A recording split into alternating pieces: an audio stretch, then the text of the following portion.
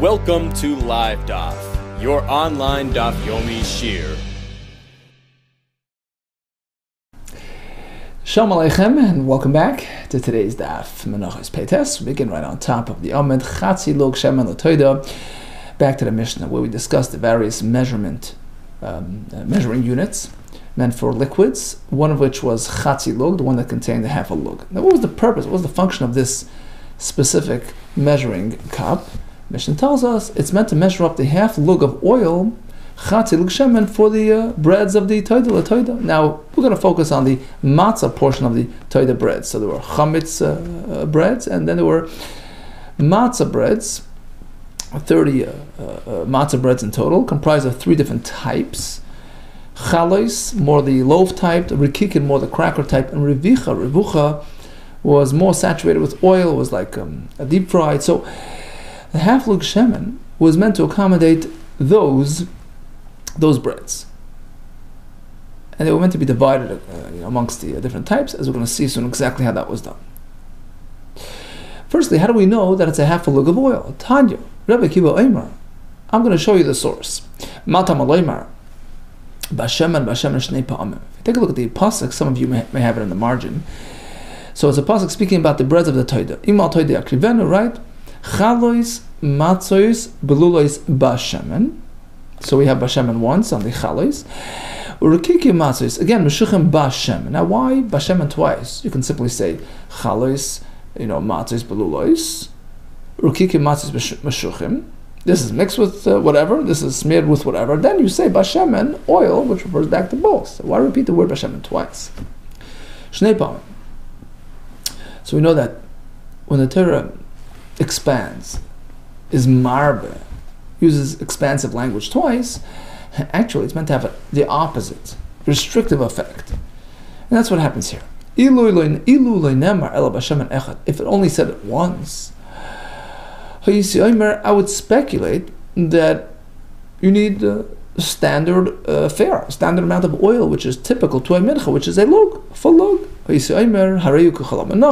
it needs a lug like any other mincha. But one repeats it twice. Once, and again, this is a riboy, an expansive term, followed by another one of the same. So when we have a repetitive riboy, you know what happens? It shrinks it. In which case we take it down from a lug to a half. Now we're down to a half. Ask the Gemara, that's not a repetitive ribui. Repetitive ribui is when you have expansive language. Once and again, Torah is sending a message, no, actually I want to minimize. But when it's plain bashemen, that's not extra, that's needed to tell you that you have oil, right? Why is that a ribui followed? We have one extra, but it's not a ribui followed by a ribui, right? Ask the Gemara, ribui acha ribui, question mark? Is that a double ribui? Chad ribui. If anything, it's just one ribui. The extra bashemen is extra, fine, but that's not a repetitive ribui. Ella, rather, we have to tweak it like this. Ilu loy nemar bashemen kol ikar. You know what? Perhaps the Torah could have avoided any mention of bashemen. Skip the word bashemen, I would figure it out. Of course, a mincha, breads of the Toida are a form of mincha, right? Of course it needs oil, like any other mincha. I would assume on my own, it's like any other mincha which needs a lug of oil. Why even mention bashemen? Now that it said bashemen, and bashemen again, now you have a double ribui, because they're both really not necessary. Have a ribui acha ribui, so you have a repetitive ribui, and now you have your conclusion. Vein ribui acha ribui el lamait, you have a miut, which diminishes it down to elamiti akos l'chatzi lug, so it's down from a lug to a half a lug. Okay, so now that we have that clear, how do we distribute the half lug amongst the three types of matzahs? Which of course had 10 matzahs in each type, right? Total of 30. So perhaps you take this half log and you split it, divide it equally. 1/3 per type. Split it amongst the three types. Each one getting a quarter of this amount. No. But when the pasuk comes back and tells us that the revucha, it's actually in that pasuk as well. At the end of that pasuk, it says v'soilus morbeches. That's revucha. Chalos beluis again bashaman. So when the Torah repeats the word bashaman beravicha, she'ein talmud loymar, which seems unnecessary.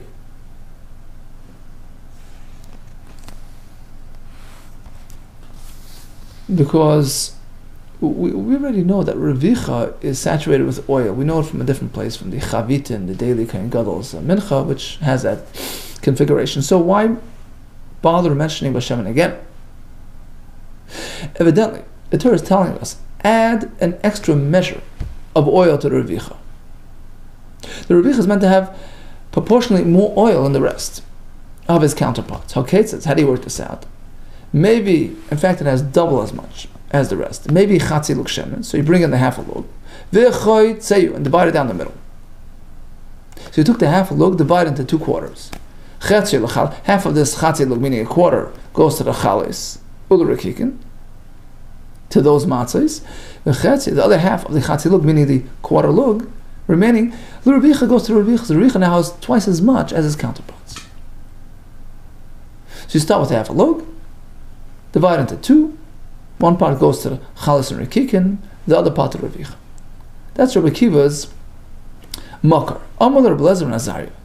So he turned to Rabbi Akiva and he called him Akiva. I disagree with your sourcings. I agree with the halacha, but not with your sourcings. Even if you come along and you show me all the extra words, that's not going to be acceptable to me. That's not the source. Ella. Rather, there's a most simple source. It's halacha l'Moshe Sinai. It's been passed down by tradition, and it's not limited to just this point. There's a list of items that are on that halacha Moshe Sinai. Ella, rather, chatzi lug, shemen l'toida, the requirement of a half a lug for the toida. Urvi shemen l'nazir, the requirement to have a quarter of lug shemen for the nazir's breads, and a third item as well, which relates to tumah v'tahara. Va'achad asar yoyim, the 11 days, shebein, that stretch between nida and nida. So if an isha sees dam, next 7 days she's a nida, then next 11 days is the interval that are called yemei ziva that take her to the next cycle. So between this nida and the next nida you have 11 days.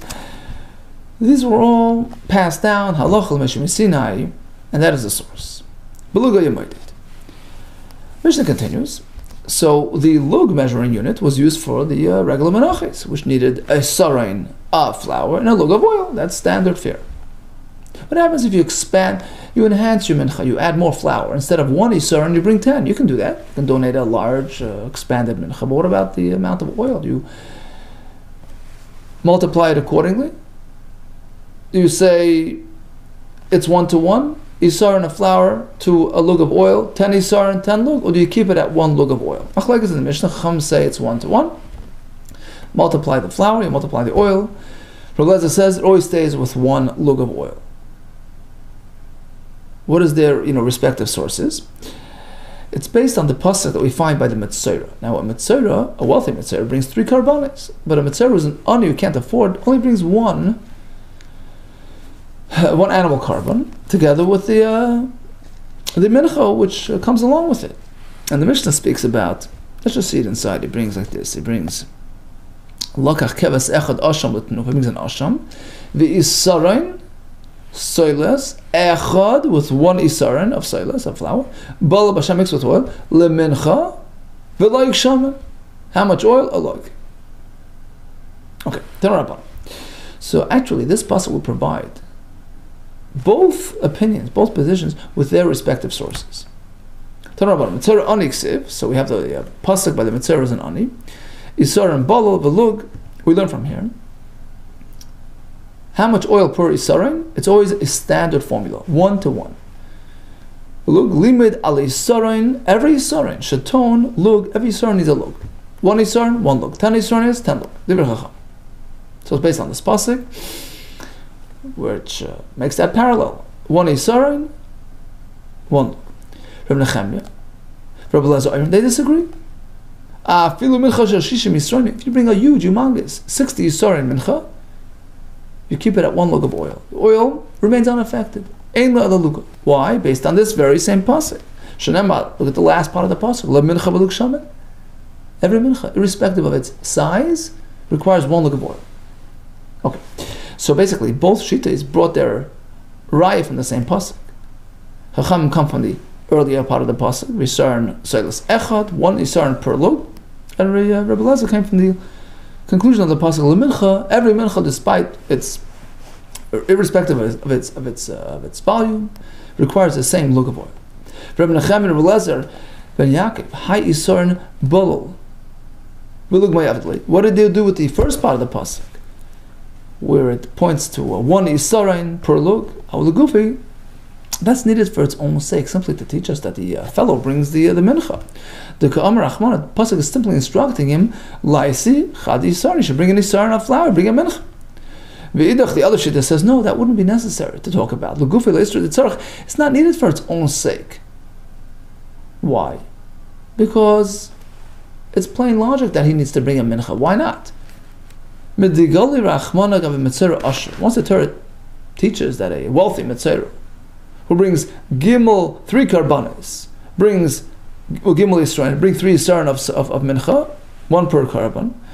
So plain simple math. Over here that it's just one animal, he brings 1 yisrael. There's no need to discuss it. Now that he's bringing only 1, chad yisrael brings 1 yisrael. So you don't need it for its own sake. Rather, it's coming to teach us a general formula. The other shita says, no, Israel. Yeah, the Torah does have to point out and instruct him to bring a mincha. So it's needed for its own sake, rather than for a general formula. So perhaps I would think, once the Torah has compassion on him and downgrades his obligations, allows him to bring the short form, offering, dalos, which is a term to describe the, shorter, smaller offering that a poor man brings. And therefore, perhaps we give him a discount and we discount the whole mincha. Maybe he skips the whole mincha. That's why the Torah has to point out that he brings it. The other shita says, no, that's unnecessary. We never find that a fellow should bring a carbon without mechas and sachem. Sure, we downgrade it. We give him a discount.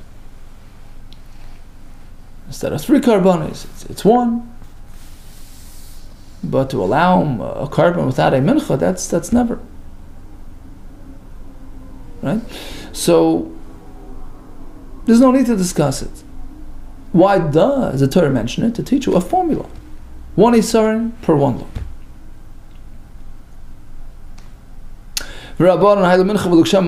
Okay, so we addressed what Rabbi Elazar does with the Chachamim's diuk. Now let's go the other way. Chachamim who say that it's 1 lug per isaron. What do they do? With the ending of the pasuk, lemincha v'lag shaman, which sounds like a lug is standard for any mincha. That's coming to teach us a different halacha. Lemisnad mincha. A person donates a mincha without specifying how much flour he's going to bring. He must bring at least an isaron. That's minimum. Shlo yivchos midavar. He can't go less than davar, than the amount, which is isaron, haton lug, which means a lug. But mind you, how much is that? Isaron. So we never find that a lug should accompany flour less than isaron. So this teaches us, at the least, at the minimum, you have to donate an isaron. Okay, that's what it's for. Now the other shita, how does he know this halacha? Because he already used this pasuk for his. We can learn both things from there. From the same expression, we can learn 2 things. First of all, the Rabbanan's halacha, that at a minimum you have to donate a isaron, which requires a lug. And next thing is that in the event that he actually goes big and generous and donates 10 isaron, it comes along with 10 lug. Okay, so conclusion: a standard isaron and a minimum is a standard mincha and a minimum is a isaron, which needs a lug of oil. What if he expands it to 10 isaron? According to Rabbanan, 10 lug of oil. According to Rabbi Elazar ben Yaakov, it stays with a lug, irrespective of size. Okay, the Mishnah spoke about the other measuring units. We have the half a hin, which is six lug. We have the third hin, which is 4 lug. Quarter hin, which is 3 lug. Each one had a very specific purpose. Shisha, the sixth one, was lapar, to measure up the material, the oil, and the wine that accompanies a cow korban. Arba, the one with 4 lug, was la'aya for the ram. Shleisha, the 3 was lekeves for the sheep. Minola, how do we know these amounts? Half a hin is for the par, and we know that a hin is 12 lug, right? And the pasuk continues. A third a hin is for the ayil, a quarter for the kevis, and then we know the numbers. Hin, the term hin, the measuring of the measurement hin is treisa lugihavin, comprised of 12 lug. As we find by the shemen amishcha, shemen zayis hin, and use a hin of shemen zayis. And how much lug was it? Interestingly, we're going to derive from a gematria, which is something unusual. Ksiv in the pasuk there refers to the shemen mishchas kodesh. He has zeh. So what is the numerical value of zeh? 12, right? 7 and 5. Zeh, lil deresechem. The word zeh begematria treisa havin is 12. A hin is comprised of 12 lug, and that leads us to these numbers. And the Mishnah concludes that for the menorah, actually they needed 3.5 lug. A half lug per cup times 7. How do we know that we need this much? How do we get to this amount? The answer is the Chachamim established that in order to burn throughout the night, you need this amount, right? On the long nights of long winter nights, you need this much. And in the winter, actually, the Mepharshim said they used to make thicker wicks so that the oil is consumed quicker. Tanu Rabban, we have a brayso me'erev ad boker in describing the kindling of the menorah from evening till morning. We learn, ensure that there's an adequate supply of oil in there. It lasts. It should last from evening till morning. Another pshat in this pasuk that only the menorah was sort of functioning during that time. There's no other avodah that you do after you kindle the menorah. There's no service in the Beis Hamikdash which is able to be done during that time from evening till morning. Only the menorah. Okay, so back to our point.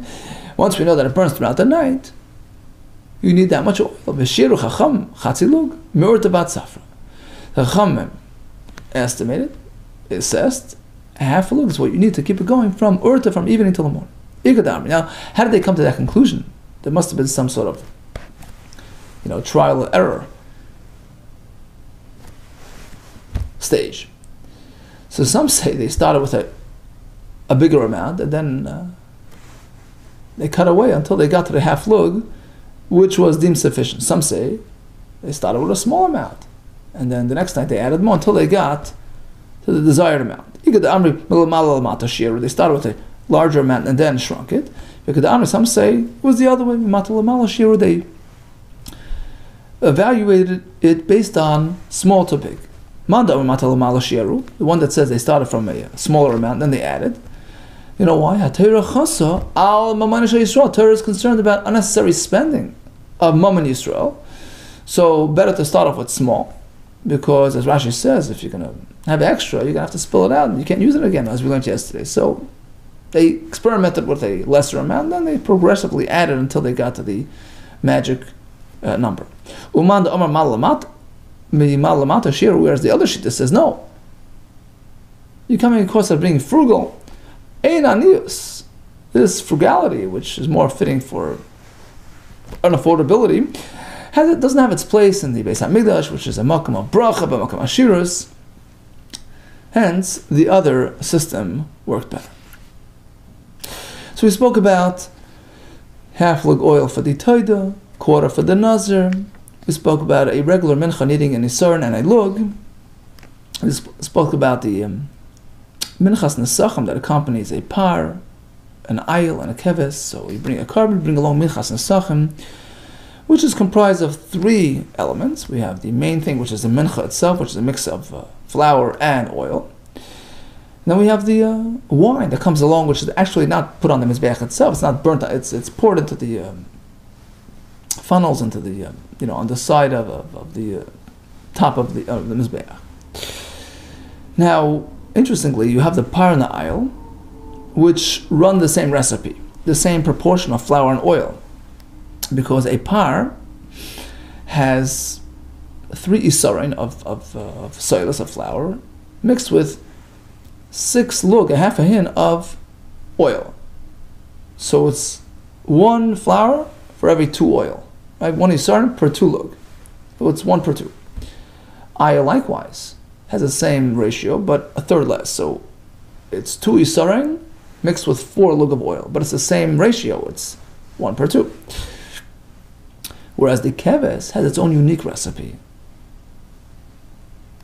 The keves had 1 isarin of flour mixed with 3 lug of oil, so it's 3 to 1. Says the Mishnah, can you mix them up? Only if it's the same recipe. Ma'arvin nischei parim b'nischei elim. You can mix together the mincha of the parim with the elim, because ultimately it's the same ratio. There's no concern of uneven distribution. Likewise, you can mix nischei kvasim b'nischei kvasim, because they too have the same ratio. Sheyachad b'shal tzibur, you can mix your own mincha with the mincha belonging to the tzibur. Shar hayim we're on the base. Shal yom b'shal emesh, you can mix the mincha coming with today's carbon together with the mincha which is addressing yesterday's carbon. No issue. But you can't mix something which is in a different formula. Right? You can't mix the keves, which has its own proportion, together with the parim ve'elim, because then you're going to have an uneven distribution of the oil, and it's not going to. Now, v'im balalon. But let's say he mixed them separately. Okay, so he took the par one, mixed it up nicely, and the keves nicely. Elu b'fnei atzmon, elu b'fnei atzmon. These on their own, these on their own, so that they've been sort of established and processed separately. And then they fell into the same pot, they got mixed up, but then it's shaden because they've already achieved their distinctness, their uniqueness.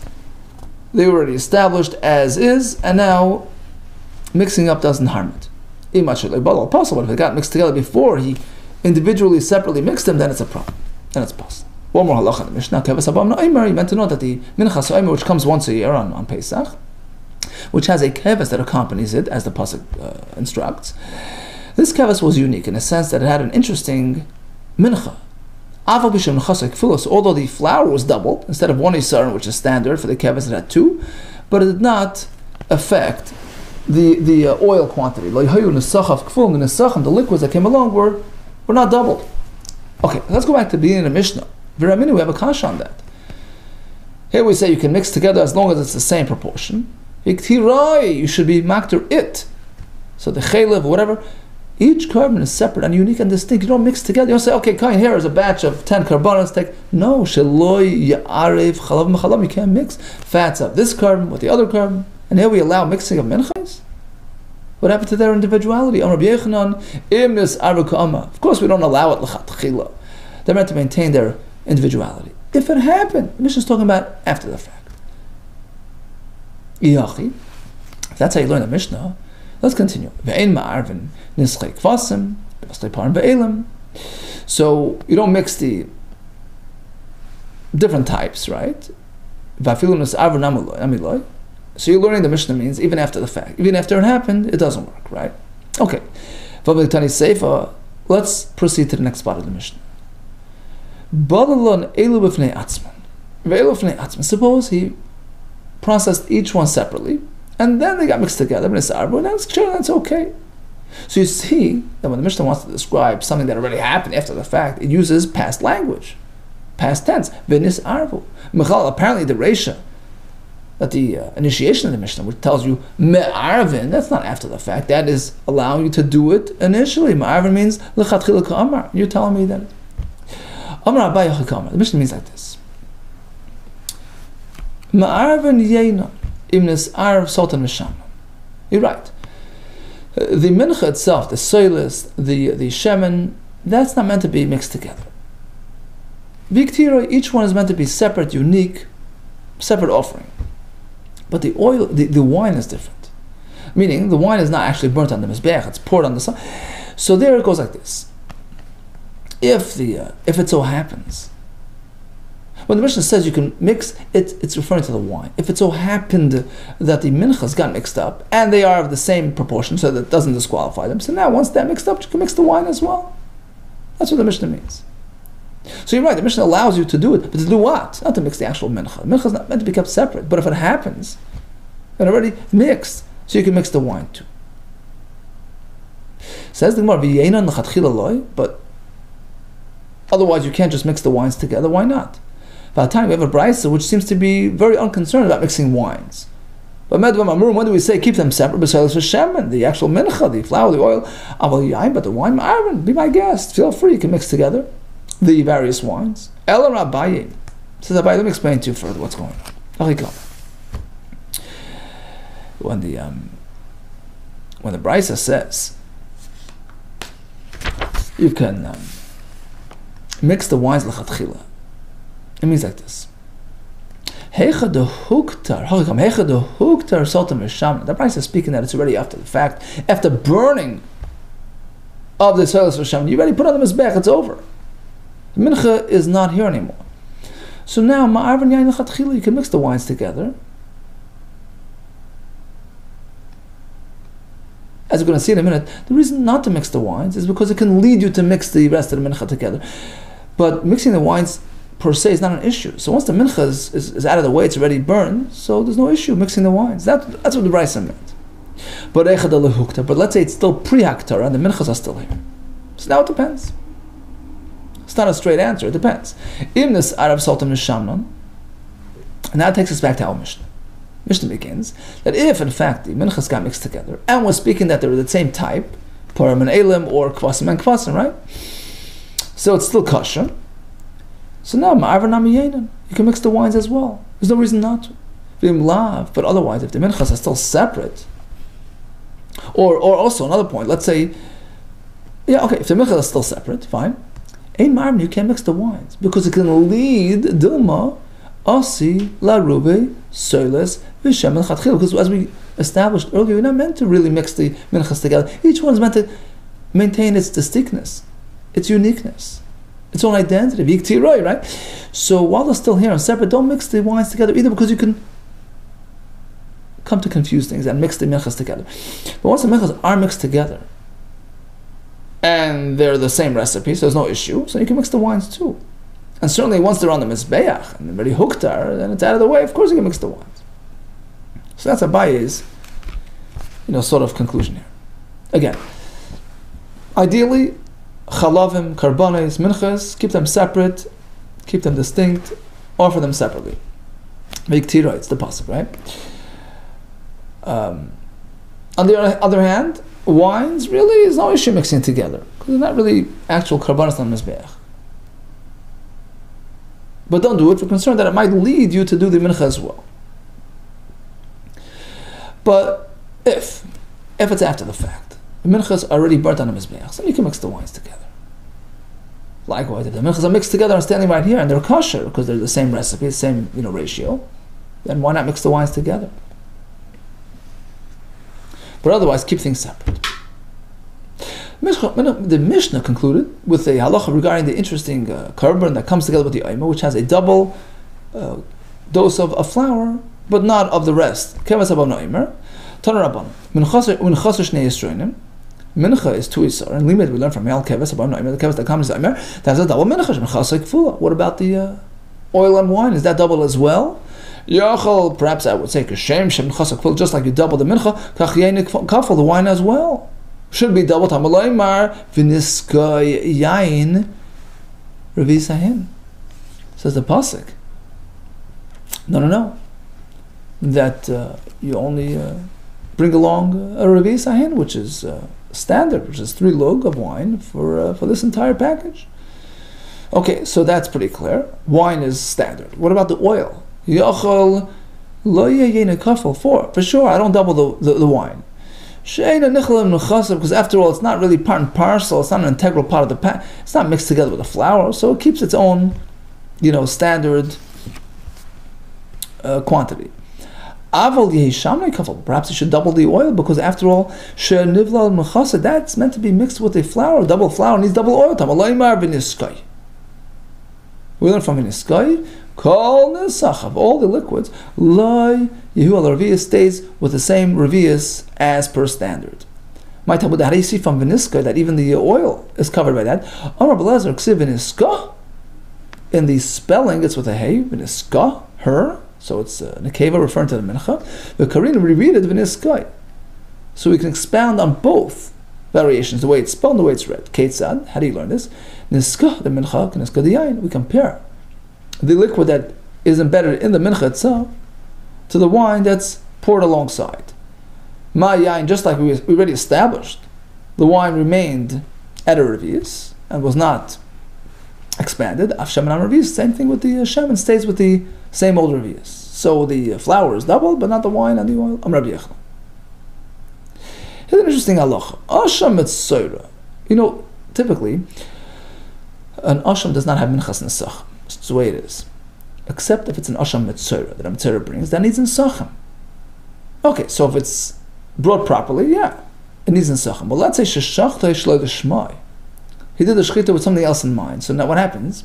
We learn back in Zvachim. If you do shlo l'shmai, he's doing the asham thinking that it's an oil. The carbon's still kosher and it can be processed, but the owner, it doesn't count for the sake of the owner. He has to bring another one to fulfill his obligation. Here's a question. Should we add nesachim as per the standard asham mitzora procedure, or shall we say, since it's not really being counted in asham mitzora, the owner has to bring another one, perhaps it doesn't need nesachim, like any other asham, which comes without nesachim? Interesting question. Torah nesachim, he says it does. It does. Why? Because if you're going to insist that there's no nesachim paslasa, you'll disqualify the carbon. Because once this carbon has been pegged as a carbon that needs nesachim, it's on that track, and you have to complete that procedure. Maskav Rav Menachos bar Gad. He has a question. So why is Rabbi Yechon only mentioning one example? I have another one that would run the same dilemma. If that's the case, keves abam no'imer. Imagine the keves that comes with the oimer, which comes with this unique configuration, doubly sarain with, right? Sheshachta, what happened if you did the shechita shlo l'shmai, which obligates the community to bring another one, but the carbon is still kosher and is processed. So how are you going to process it? What's the form of that mincha? Tei mincha sekful, you should require double mincha, like a regular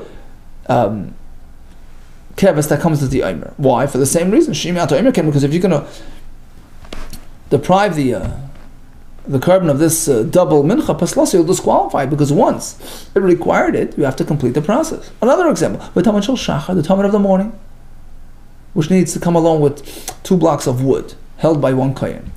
So once again, let's say the shlo l'shmai, in which case you have to replace it with another one. But once you have that requirement, you have to continue on that same track. You have to have a kohen deliver the 2 blocks. Otherwise, the carbon should be possible. Once it was committed to this process, you can't abort it. Because if you're going to insist not so, paslasa, you'll disqualify it. Another example, the afternoon Talmud, which needs 2 blocks of wood delivered by 2 koyanim. It should need 2 blocks of wood delivered by 2 koyanim, because otherwise you'll disqualify the carbon. Paslasa, you're right. Abai explains, Rabbi Yechon did not mean to negate these other examples. He just picked one example, Asham Mitzvah, but really the same concept, the same formula would apply to all those other examples. Once the carbon, whether it's the keves ha'omer or the Talmud, had been sort of committed to this distinct procedure, you have to continue and then complete it till the very end. Rabbi Abba Amar says, no, I disagree. There's a reason why Rabbi Yechon chose Asham Mitzvah and nothing else. He says like this: look, take a look at the other examples you cited. They're all carbon oilos, right? So we continue on Tzaddik Amanal. So let's say it's not suitable for an obligatory oil because of a shlo l'shma, it doesn't count. You have to redo it, but it can still be salvaged as a donated oil. An oil can come as a donation too. So it sort of veers into the oilos and dava world. It's sort of relabeled and recategorized. Carbon, you bring it as an oilos and dava, which oilos and dava does not need the blocks of wood and all that. So just process it like a regular oilos and dava. But here by the asham mitzvah lahacha, there's only one option. You can't donate an asham. And if you're going to process it, inevitably you're going to have to follow the asham mitzvah track, which needs the nesachim. You can't get away without it. Elacha ilay mukmaslei. Ilay mukmaslei. Elacha ilay mukmaslei b'milsei. If you're not going to keep it in its track. Asham nadavami ika. Do we have an asham nadav? We can't donate an asham.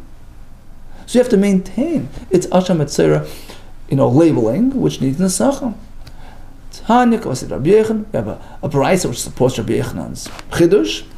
Asham etzera, right? Sheshachta, which was done shalei shmai, although the owner has to bring another one to compensate for the oy shaloi nita midome al gababaynis, or something else happened. The blood was not placed on the thumbs of the mitzvah. In any case, he didn't follow through properly. You have to bring another one. Harizu oil gab mizbeach. We still proceed, take the mizbeach.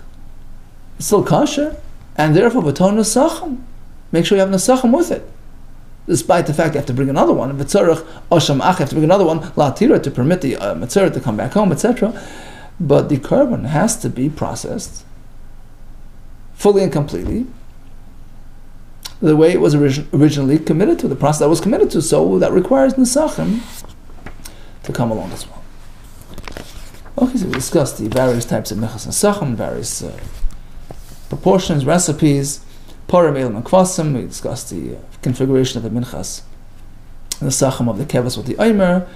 We had a discussion regarding mixing the wines and nesachim, menachos, one yeah, one not, and Rabbi Yechon's chiddush regarding the nesachim that come along with a asham etzera, which was done shalei lishmai, and there was a shaila whether this idea applies to kevas with the omer, to the talmud shel shachim and arbaim. According to some, we have to just keep them on their track and bring along the wood, etc. According to Rab Abba, it's unnecessary unless it's the asham, which cannot come as an adava, and since it's considered the asham etzera, it requires nesachim. Okay, all the best to you, and atzlacha rabbah.